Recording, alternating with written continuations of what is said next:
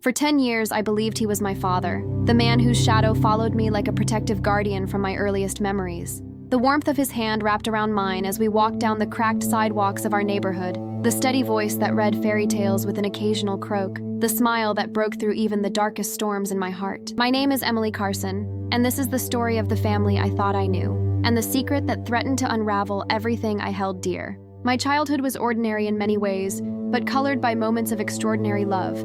My dad, Mark, was a quiet man, not one for grand displays or loud laughter, but for steady presence.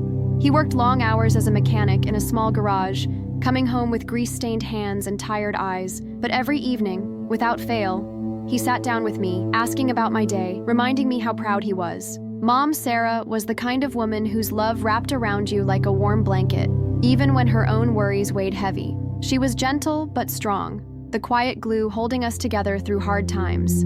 I didn't know then how many secrets she kept behind her soft smiles. For years, the three of us lived in a small, weathered house at the edge of town. It wasn't much, but it was home, and I thought we were perfect, or at least as perfect as a family could be. But the first cracks appeared not in the things people said, but in the silences. When I asked about my father's childhood, Mark would change the subject. When I pressed Mom about distant relatives, she would smile sadly and say, "Some stories are better left for another time." Even as a child, I noticed how sometimes their eyes met across the dinner table with a flicker of pain or guilt, a language without words. And then came the letter. It arrived on a rainy Thursday afternoon, slipping through the mail slot like a ghost. I was 15, almost 16, and in the midst of the usual chaos of schoolwork and awkward friendships. The envelope was plain, no stamp, no return address, just my name written in careful script. I held it in my hands for what felt like hours before opening it, afraid of what might be inside, but knowing I couldn't look away. "Emily," it began, "if you're reading this, then the time has come for you to know the truth." The truth. That word echoed in my mind like thunder. The letter revealed that Mark was not my biological father. The man who changed my diapers, who kissed my scraped knees, who cheered the loudest at every school event, he wasn't my blood. Instead, the letter was from a man named James, who said he was my real father. The next days were a blur of sleepless nights and whispered questions.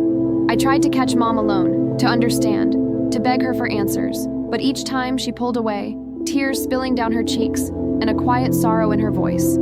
"I wanted to protect you, Emily.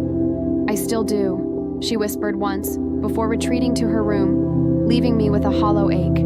Mark said nothing. His silence was the loudest answer I got. I was trapped between two worlds, the family I knew and the mystery that tore at the seams of my identity. The man I called Dad was everything I needed, but the truth I held in my hands told another story. And so I made a choice. I would find James. I had to look him in the eyes, to hear his story, to know where I came from. The day I decided to find James, my real father, was one of the hardest and most hopeful days of my life. I remember sitting at the kitchen table, the letter folded in front of me like a fragile promise, my fingers trembling as I traced the faint address at the bottom. My mind was racing with questions. What would he look like? Would he want to meet me? Did he even know who I was? And more terrifying, was I ready for the answers? I started by asking Mom again, hoping she might finally open up. Instead, she gave me a small, sad smile and said, "You're old enough now, but be careful, Emily. Some truths are heavy." Those words echoed in my head, but they didn't stop me. I knew that if I didn't seek out James, I'd never be whole. The drive to the address was quiet, except for the hum of the engine and the rapid beating of my heart. The neighborhood was unfamiliar, older houses with chipped paint, streets lined with cracked sidewalks. It wasn't the picture of what I imagined a father's home to be, but maybe real life wasn't a movie. When I reached the house, the front door creaked open before I could knock. A man stood there, his eyes tired but curious, his hands stained with dirt or grease, just like Dad's. "Are you Emily?" he asked softly. I nodded, words caught in my throat. "I'm James," he said. "I'm so sorry for all the years lost." Over cups of bitter coffee in his cramped kitchen, James began to tell me his story. A story of young love turned complicated, of mistakes and fear, of a family torn apart before I was even born. He told me how he had tried to reach out, letters sent to old addresses, calls made to numbers that had changed, how my mother had disappeared from his life, taking me with her, and most painful of all, how the man I called Dad had stepped in. James's words stirred a storm inside me. I had always imagined my life like a neat puzzle, each piece fitting perfectly. But now the edges were jagged, the picture incomplete. I wanted to believe him, to trust that he cared, that he had never stopped loving me. But every time I looked at Mark, the man who had raised me, the man who kissed my forehead when I was sick, I felt torn. Back home, the tension was unbearable. Mark's silence grew colder, and Mom's distance deeper.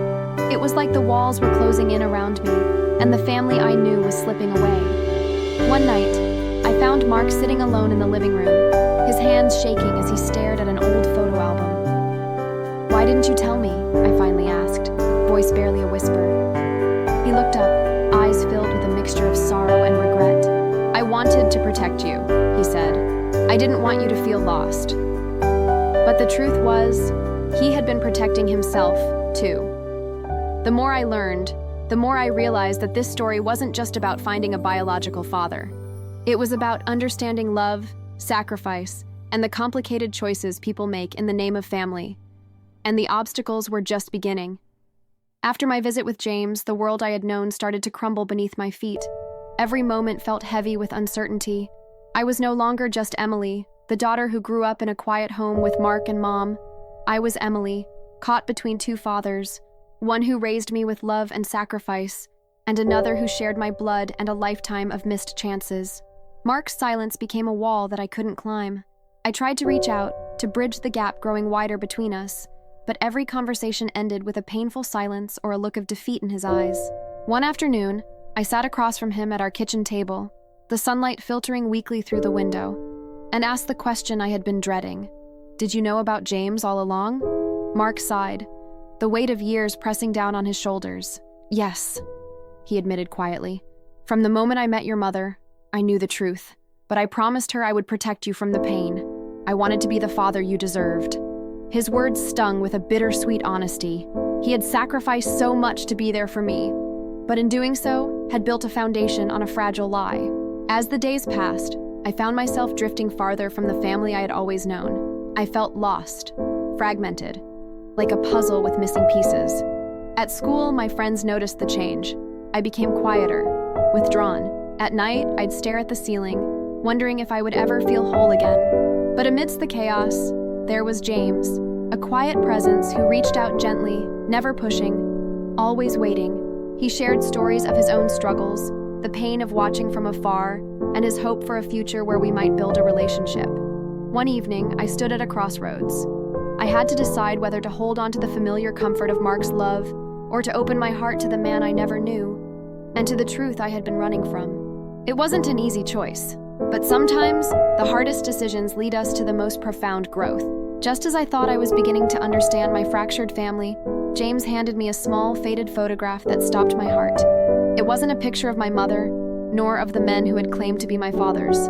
It was a photo of a young woman standing outside a hospital, clutching a newborn, a baby swaddled tightly in her arms. The baby was me. The woman's eyes held a sadness and fierce determination I'd never seen before. James's voice was low and hesitant. "Emily, this woman is your biological mother, but she's not the woman who raised you." Confusion flooded me. My mind spun. "Adopted," he whispered. "Your birth mother had to give you up. She wanted to keep you safe from a dangerous life she couldn't escape. I'm your biological father, but not the one who raised you." The walls around me seemed to collapse. Everything I thought I knew was now a mosaic of hidden truths. Suddenly, my story was no longer about two fathers. It was about identity, belonging, and the messy, complicated truths that make a family. I wasn't just lost between two men. I was caught between two lives. The revelation shattered my world, but also offered a strange kind of relief, an explanation for the silence, the secrets, the pain I had carried for so long.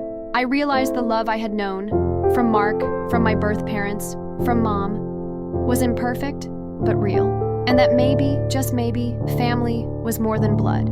The weeks after the revelation were a whirlwind of emotions I wasn't sure I could survive. But amid the chaos, I found moments of unexpected peace. Meeting the woman in the photograph, my biological mother, was like stepping into a dream I hadn't dared to imagine. She was fragile, scarred by years of hardship and loss, yet there was an undeniable strength in her eyes. Her name was Anna. Our first meeting was quiet, filled with hesitant smiles and tears neither of us could hold back. She told me stories of the life she had tried to protect me from, a world tangled in danger and despair. Giving me up had been the hardest decision she ever made, but she believed it was the only way to keep me safe. In those moments, I began to understand sacrifice in a new way, the kind of sacrifice that breaks your heart but also creates the space for new beginnings. At the same time, my relationship with Mark began to heal. We talked late into the nights, unraveling the years of silence and misunderstandings. His love for me had been real, despite the secrets. James remained a steady presence too, not just as my biological father, but as someone willing to build a new kind of family with me. I learned that family is not always about bloodlines or perfect histories. It's about the messy, beautiful bonds we forge through love, sacrifice, forgiveness, and acceptance. I had believed for 10 years that Mark was my father, and part of me still wished it were that simple. But the truth was more complicated, and in that complication lay a deeper kind of love. As I looked back on my journey, I realized that identity is not just inherited, it's created. It's the choices we make, the love we give, and the courage to face our past, no matter how painful. I found my family, not in a single person, but in the intertwining of stories, sacrifices, and love. And in that, I finally found peace.